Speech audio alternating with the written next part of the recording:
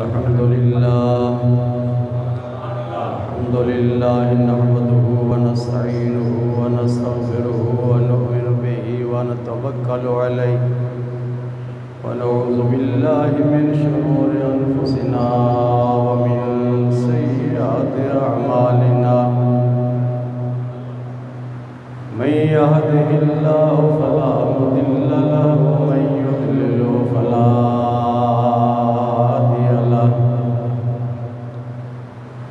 ونشهد أن لا إله إلا الله وحده لا شريك له لا ند له ولا ضد له ولا مثل له ولا مثال له سرمدي نزلي أبدي دهري ديمومي لا أول له ولا آخر له ونشهد أن سيدنا وسندنا وحبيبنا وطبيبنا ومأوانا وملجأنا در الله المخزون سر الله المكنون نور الأفئدة والعيون سرور القلب المحزون عالم ما كان وما يكون سيدنا ومولانا محمدا عبده ورسوله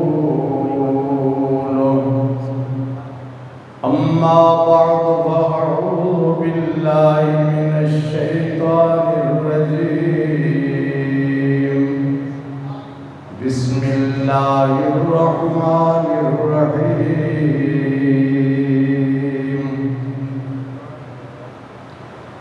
من أعرض عن ذكري فإن له معيشة ضنكا وقال تعالى في مقام آخر ومن يطع الله ورسوله فقد فاز فوزا عظيما صدق الله مولانا العظيم وبلغنا رسوله النبي الأمين الكريم انتہائی محبت کے ذات بلند آواز سے درود پاک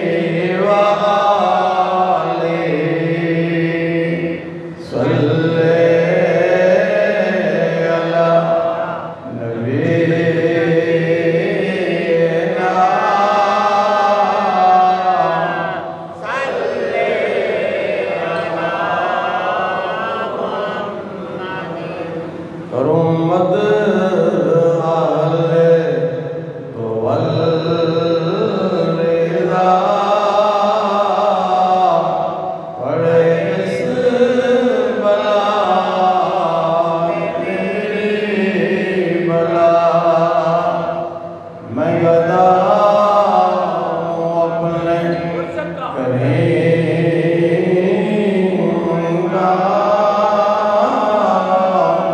میرا دین پارنا نہیں صلی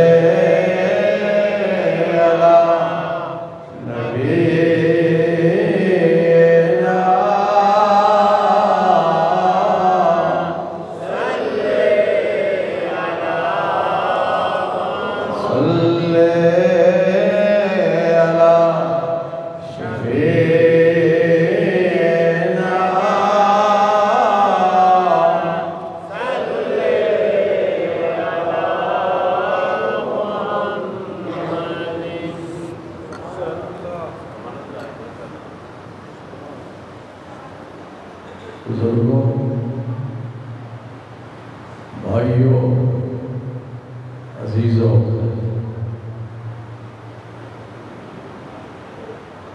آج کی تقریر کا موضوع ہے حدیث جبرائیل، اور اس سے پہلے گزشتہ جمعۃ المبارک کے خطاب میں حالات حاضرہ کے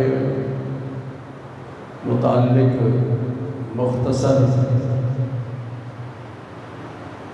اشارات پیش کیے گئے، جس کا خلاصہ یہ ہے کہ اللہ تعالیٰ نے قرآن مجید میں ارشاد فرمایا، اللہ بھی سچا ہے اور قرآن مجید بھی سچا ہے۔ من اعرض عن ذکری فإن له معیشۃ ضنکا، اللہ ارشاد فرماتے ہیں جس نے میری یاد سے اپنا منہ پھیر لیا، یعنی مجھے یاد نہ کیا۔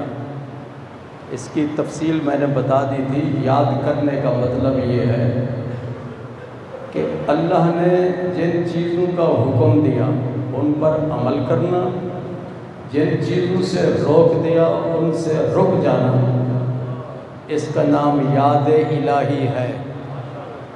کیا ہے؟ یاد الہی۔ اللہ ارشاد فرماتا ہے جس نے میری یاد سے منہ پھیر لیا، یعنی میرے احکامات پہ، تعلیمات پہ عمل نہ کیا، فَإِنَّ لَهُ مَعِيشَةً ضَنْكَا، میں اس پر اس کی معیشت کو تنگ کر دیتا ہوں۔ معاشی حالات اس کے تنگ ہو جاتے ہیں، اور آج کل پوزیشن یہی ہے۔ ہمارے حکمرانوں کی بات تو چھوڑیں، جتنے بھی عوام ہیں ان کی ریشو دیکھ لیں کہ بھی کتنے عوام ہیں جو اللہ اور اس کے رسول کی تعلیمات پہ عمل کرتے ہیں، اور کتنے لوگ ہیں جو اللہ رسول کی تعلیمات پہ عمل نہیں کرتے۔ کہ نہیں؟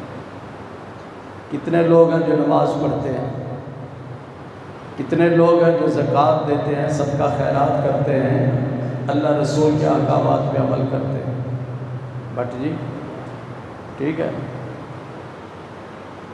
پھر کہتے ہیں جی مہنگائی ہوگی۔ مہنگائی کیوں نہ ہو؟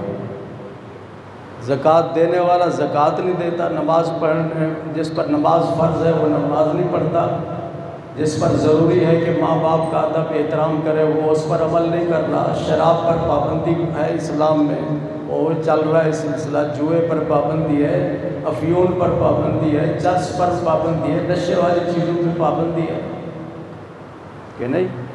عمل ہو رہا ہے اس پہ۔ پھر مہنگائی کیوں نہ ہو؟ کیوں جی؟ بارشیں کون دیتا ہے؟ اللہ تعالیٰ دیتا ہے۔ بارشوں کا نظام آپ دیکھ لیں کہ یہاں بھی خشک سالی ہے، جنوبی پنجاب میں بھی خشک سالی، سندھ میں بھی، بلوچستان میں بھی، اور لوگوں نے یہ چاول کی جو کاشت ہے وہ چھوڑ دی ہے کیونکہ پانی نہیں ہے، اور اوپر جہاں گلیشیئر وہ پگھلتے ہیں وہاں پہ دھوپ اتنا نہیں ہے، گرمی نہیں ہے کہ وہ پگھلیں اور وہاں سے پانی آئے۔ جب تربیلا میں پانی نہیں ہوگا، منگلا ڈیم میں پانی نہیں ہوگا، دوسرے ڈیموں میں پانی نہیں ہوگا، تو بجلی کیسے پیدا ہوگی؟ تو پانی کس نے دینا ہے؟ بٹ جی اللہ تعالیٰ نے۔ تو اللہ تعالیٰ کو جب ہم خوش نہیں کریں گے تو پھر ہمارے حالات تو ایسے ہی ہوں گے۔ دوسری آیت میں ہر شخص، بٹ جی چھوٹا ہو یا بڑا، آپ تو امتحان لیتے رہتے ہیں نا، ہر شخص کی خواہش ہوتی ہے کہ وہ امتحان میں کامیاب ہو، کہ نہیں؟ طالب علم بھی چاہتا ہے، لڑکی بھی چاہتی ہے، لڑکا بھی چاہتا ہے، اور ہمارے معاشرے میں ہر شخص یہی چاہتا ہے کہ میں جو بھی کام کروں مجھے اس کام میں کامیابی حاصل ہو، کہ نہیں؟ چاہتے ہیں کہ نہیں؟ اللہ نے اس کا نسخہ بتایا ہے کہ اگر تو کامیابی چاہتا ہے ندیم، تو قرآن میں اللہ نے ارشاد فرمایا وَمَن يُطِعِ اللَّهَ وَرَسُولَهُ فَقَدْ فَازَ فَوْزًا عَظِيمًا، جس نے اللہ کی فرما برداری کی، اللہ کے رسول کی فرما برداری کی، جس چیز کا اللہ نے حکم دیا اس پہ عمل کیا، جس پہ اللہ کے رسول نے حکم دیا اس پہ عمل کیا، تو اللہ فرماتا ہے میں اس کو بہت بڑی کامیابی عطا کرتا ہوں۔ اللہ نے سود کو حرام کیا کہ نہیں؟ اور تجارت کو حل اللہ البیع وحرم الربا، اللہ نے بیع کو، خرید فروخت کو حلال کیا اور سود کو حرام کیا ہے۔ اور 70 سال سے ہمارا سودی نظام چل رہا ہے، اور یہ اللہ فرماتے ہیں یہ کھلی جنگ ہے اللہ کے ساتھ۔ تو یہی وجہ ہے کہ ایک سودی نظام اور دوسرا اللہ اور اس کے رسول کے احکامات کی نافرمانی، یہ ہمارے ملک کی ترقی میں بہت بڑی رکاوٹ ہے۔ اور دوسرا تیسری قرآن مجید کی آیت میں اللہ نے ارشاد فرمایا ان اللہ لا يحب المسرفین، کہ اللہ تبارک و تعالیٰ فضول خرچی کرنے والوں کو پسند نہیں کرتا۔ فضول خرچی کرنے والوں کو پسند نہیں کرتا۔ قائد اعظم رحمۃ اللہ علیہ اور بر صغیر کے اولیاء کرام اور علماء کرام اور عوام کی محنت سے اللہ نے ہمیں یہ ملک دیا۔ جب کابینہ کا اجلاس ہوا قائد اعظم کی صدارت میں، تو سیکرٹری نے عرض کیا کہ یہ سارے وزیر آئے ہوئے ہیں تو چائے بسکٹ کا انتظام کریں۔ تو قائد اعظم رحمۃ اللہ علیہ نے ارشاد فرمایا کوئی ضرورت نہیں ہے۔ کیا یہ گھر سے چائے پی کے نہیں آئے؟ کیا گھر میں ان کو بسکٹ وغیرہ نہیں ملتا؟ یہ سرکاری خزانہ ہے، قوم کی امانت ہے، اس میں سے ان کو چائے بسکٹ نہیں دیا جائے گا، صرف پانی پلاؤ۔ ان کے دور میں جب بھی کابینہ کا اجلاس ہوتا تھا بٹ جی صرف پانی ملتا تھا، چائے بسکٹ نہیں ملتے تھے۔ جب تک حکومتی لوگ فضول خرچیوں کو ختم نہیں کریں گے تو برکت نہیں ہوگی۔ تو برکت اس وقت ہوتی ہے ہم اپنے گھر میں بھی فضول خرچی نہ کریں تو اب اللہ تبارک و تعالیٰ برکت ہی برکت عطا کرتا ہے۔ سورۃ فاتحہ پڑھتے ہو کہ نہیں؟ یاسر قرآن مجید میں سورۃ فاتحہ میں اللہ تعالیٰ ارشاد فرماتے ہیں اہدنا الصراط المستقیم، یا اللہ ہمیں صراط مستقیم پہ چلا۔ بٹ جی کس کو کہتے ہیں صراط مستقیم؟ سیدھا راستہ۔ وہ کون سا سیدھا راستہ ہوتا ہے؟ جو درمیان والا ہو، یعنی جو درمیان والا راستہ ہوتا ہے نا وہ سیدھا راستہ ہوتا ہے۔ آپ لاہور آ رہے ہیں تو جو بالکل سیدھا راستہ ہوگا اس کو کہیں گے صراط مستقیم۔ اور بھی تو کئی راستے ہیں لاہور آنے کے، جی ٹی روڈ سے آپ لاہور آ سکتے ہیں، اسی طرح آپ عارف والا اور بورے والا اس سائڈ سے بھی لاہور آ سکتے ہیں، پھر فیصل آباد سے بھی آپ لاہور آ سکتے ہیں۔ وہ سارے ٹیڑھے راستے ہیں، سارے ٹیڑھے راستے ہیں، اور سیدھا راستہ یہی ہے جو جی ٹی روڈ سے سیدھا لاہور آپ آ رہے ہیں۔ بارکیف تو سیدھا راستہ درمیانہ راستہ۔ سیدھا راستہ کون سا ہوتا ہے؟ درمیانہ راستہ جو ہوتا ہے وہ سیدھا راستہ ہوتا ہے۔ اس لیے اسلام نے میانہ روی کا حکم دیا ہے کہ اخراجات میں میانہ روی اختیار کرو، فضول خرچی نہ کرو۔ فضول خرچی کرنے سے برکت اٹھ جاتی ہے۔ آدمی اپنے گھریلو معاملات میں فضول خرچی کرتا ہے تو پھر وہ برکت اٹھ جاتی ہے، ختم ہو جاتی ہے۔ تو دو باتیں ذہن میں رکھو۔ پہلی بات تو یہ ہے، تین باتیں۔ پہلی بات یہ ہے کہ اگر چاہتے ہو کہ مہنگائی ختم ہو، اگر چاہتے ہو کہ معاشی حالات درست ہوں، تو اللہ اور اس کے رسول کے احکامات پہ عمل کرو اور فضول خرچی سے اپنے آپ کو دور رکھو۔ اللہ تعالیٰ برکتیں ہی برکتیں عطا فرمائے۔ حضرت جبریل علیہ السلام حضور صلی اللہ علیہ وسلم کی خدمت میں حاضر ہوئے۔ انہوں نے آپ سے چند سوال کیے۔ جمعہ کے پہلے خطبے میں 2 سوال بیان کیے جا چکے ہیں، اب یہ تیسرا سوال یہ ہے، لال دین یا رسول اللہ صلی اللہ علیہ وسلم مجھے بتائیں کہ مل احسان کس کو کہتے ہیں؟ احسان کس کو کہتے ہیں؟ ہمارے ہاں احسان تو یہ ہے کہ کوئی آدمی حاجت مند ہو تو اس کی حاجت کو پورا کر دیا جائے، پیسوں کی ضرورت ہے پیسے دے دیے جائیں، کسی مصیبت میں پریشانی میں اس کی ہیلپ کر دی جائے، تو یہ احسان ہے۔ کیا ہے؟ لیکن حدیث پاک کے سرکار مدینہ صلی اللہ علیہ وسلم کی زبان پاک کے مطابق احسان کس کو کہتے ہیں؟ آپ نے ارشاد فرمایا ان تعبد اللہ کأنک تراہ فإن لم تکن تراہ فإنہ یراک۔ جب تو عبادت کرے تو تیرے ذہن میں یہ بات ہونی چاہیے کہ میں رب کو دیکھ رہا ہوں۔ میں نماز پڑھ رہے ہیں، آپ نماز پڑھتے ہوئے یہ یقین کر لیں کہ میں اپنے رب کو دیکھ رہا ہوں۔ اگر تو اپنے رب کو نہیں دیکھ سکتا تو میرے آقا ارشاد فرماتے ہیں فإن لم تکن تراہ فإنہ یراک۔ اگر تو رب کو نماز کے دوران یا کسی عبادت کے دوران نہیں دیکھ سکتا تو پھر تو یہ یقین کر لے کہ میں نہیں دیکھ رہا تو میرا رب تو مجھے دیکھ رہا ہے۔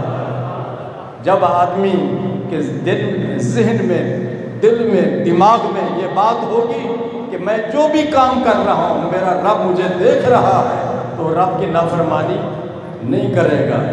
حضرت امام غزالی رحمۃ اللہ علیہ بہت بڑے محدث تھے، بہت بڑے فقیہ تھے، بہت بڑے عالم تھے۔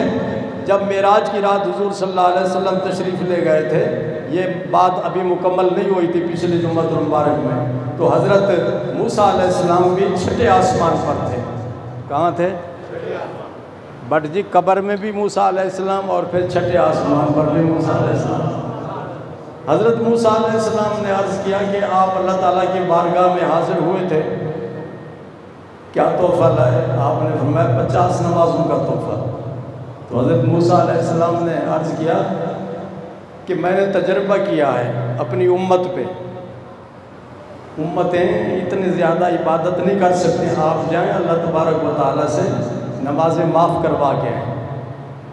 آپ تشریف لے گئے پھر اللہ کی بارگاہ میں، ہٹ جی معراج کی رات، تو اللہ تعالیٰ نے ارشاد فرمایا اچھا میں 5 نمازیں معاف کرتا ہوں، 45 نمازیں آپ کی امت میں فرض ہیں۔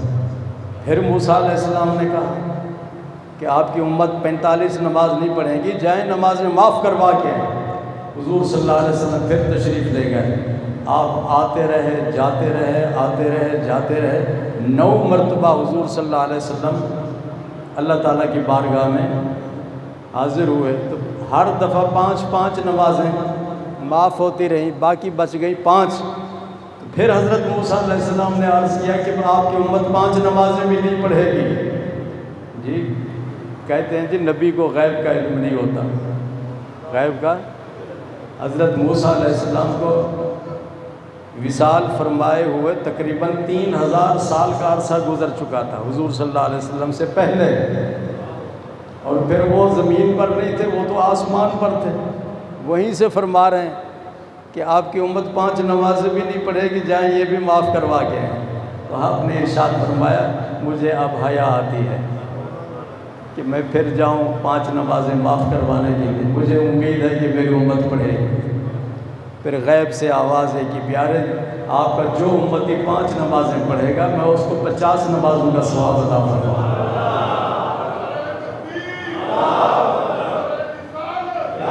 حضرت موسیٰ علیہ السلام نے کہا جی آپ فرماتے ہیں میری امت کے علماء بنی اسرائیل کے نبیوں کی طرح ہیں، بنی اسرائیل کے نبیوں کی طرح ہیں۔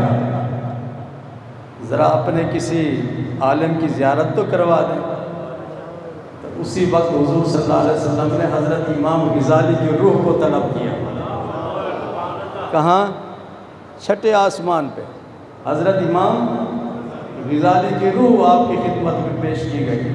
تو حضرت حضور صلی اللہ علیہ وسلم نے فرمایا کہ یہ اس امام غزالی ہے، محمد بن غزالی ہے، اس سے پوچھے جو پوچھنا ہے۔ تو حضرت موسیٰ علیہ السلام نے پوچھا آپ کا نام کیا ہے؟ بڑے جلالی تھے نا حضرت موسیٰ علیہ السلام۔ آپ نے فرمایا میرا نام محمد بن محمد بن محمد بن محمد بن غزالی، میرا نام محمد ہے، میرے باپ کا نام محمد ہے، میرے دادے کا نام محمد ہے، میرے پردادے کا نام محمد ہے، اور پردادے کا جو باپ ہوتا ہے اس کو کیا کہتے ہیں؟ جی پنجابی میں کیا کہتے ہیں؟ نکر دادا یا لکڑ دادا، وہ اس کا نام بھی محمد ہے۔ تو حضرت موسیٰ علیہ السلام نے فرمایا میں نے تو زاہد کہ میں نے تو پوچھا تھا تمہارا نام کیا ہے، تم نے سارے پشتوں دادے کا، پردادے کا، لکڑ دادا سب کے نام بتا دیے، اتنا لمبا جواب کیوں دیا آپ نے؟ کس نے کہا؟ موسیٰ علیہ السلام۔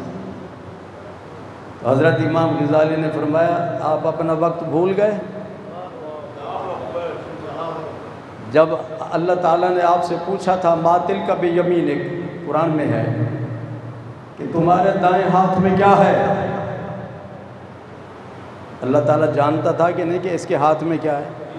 تو موسیٰ علیہ السلام آپ سے پوچھا ما تلک بیمینک، آپ کے دائیں ہاتھ میں کیا ہے؟ تو آپ نے جواب دیا تھا ہے عصایا اتوکا علیہا وأحش بها علی غنمی ولی فیہا معارب اخری، یہ میرا عصا ہے، ڈنڈا ہے،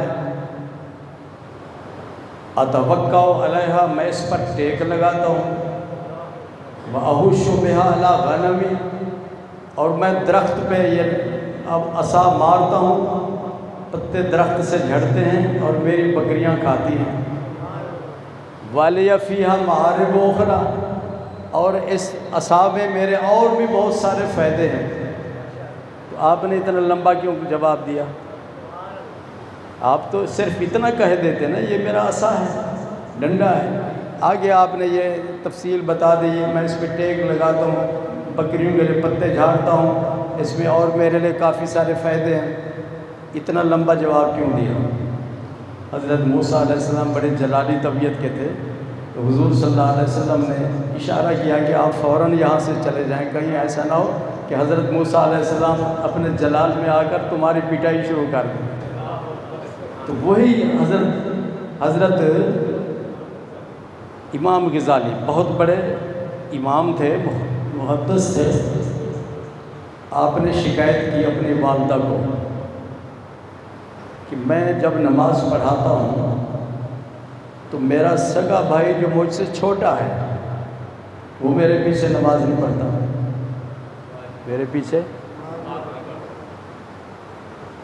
جب رشتہ داروں کا یہ سلوک ہو تو پھر دوسرے لوگوں کے لیے تو سوال پیدا ہو جائے گا نا کہ بھی یہ اس کے پیچھے نہیں پڑتا، تو اس کا مطلب یہ کہ اس کے اندر کوئی خامی ہے۔ جی تو والدہ سے شکایت کی کہ میرا سگا بھائی ہے، میرے پیچھے نماز نہیں پڑھتا، ہزاروں کی تعداد میں لوگ میرے پیچھے نماز پڑھ رہے ہوتے ہیں۔ والدہ نے پوچھا، بلایا کہ تم ان کے پیچھے نماز کیوں نہ پڑھتے؟ اور وہ ولی اللہ تھے، وہ چھوٹا بھائی حضرت امام غزالی بھی ولی اللہ اور وہ بھی ولی اللہ تھے۔ اس نے کہا کہ جب میں ان کے پیچھے کھڑا ہوتا ہوں نا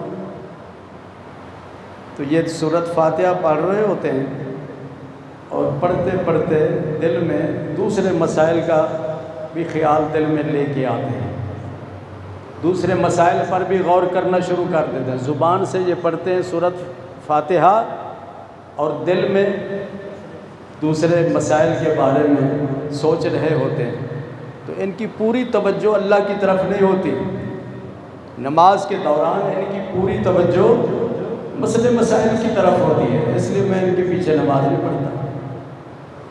والدہ نے کہا ہے کہ تمہارا اس کے ساتھ کوئی تعلق نہیں ہے، دل والی باتوں کے ساتھ تمہارا کوئی تعلق نہیں، تم ان کے پیچھے نماز پڑھا کرو۔ آخر والدہ کا حکم تھا نا، یہ تو ہم لوگ ہیں کہ نہ والد کی بات مانتے ہیں نہ والدہ کی بات مانتے ہیں، اپنے آپ کو بڑا کچھ سمجھتے ہیں، اور وہ کہتے ہیں کہ ان ماں باپ کو کیا پتہ، ان کو تو کسی چیز کا پتہ نہیں، ہمیں تو بہت کچھ پتہ ہے۔ اور والدہ کے بارے میں حدیث پاک میں الجنت تحت اقدام امہاتکم، جنت تمہاری ماؤں کے قدموں کے نیچے۔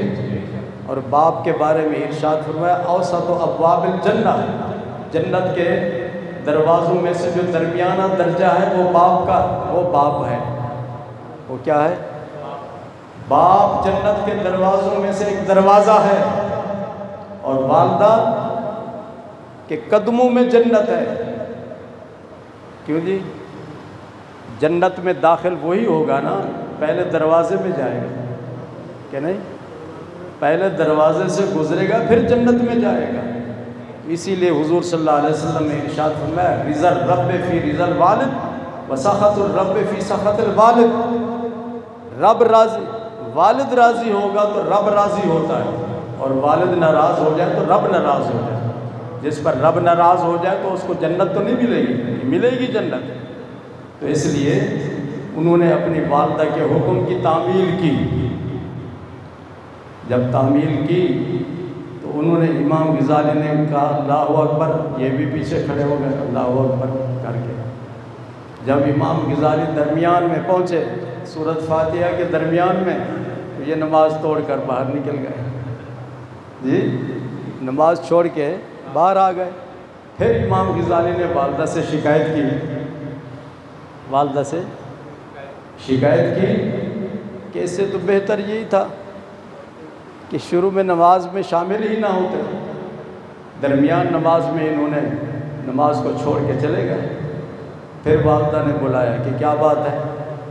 تو انہوں نے کہا کہ جب یہ سورۃ فاتحہ کے درمیان میں پہنچے تھے، انہوں نے پھر وہی مسئلے مسائل پہ غور کرنا شروع کر دیا، زبان سے فاتحہ پڑھ رہے تھے اور دل میں مسئلے مسائل پہ غور ہو رہا تھا، اس لیے میں نماز چھوڑ کے چلا آیا۔ بٹ جی والدہ نے پھر کیا کہا؟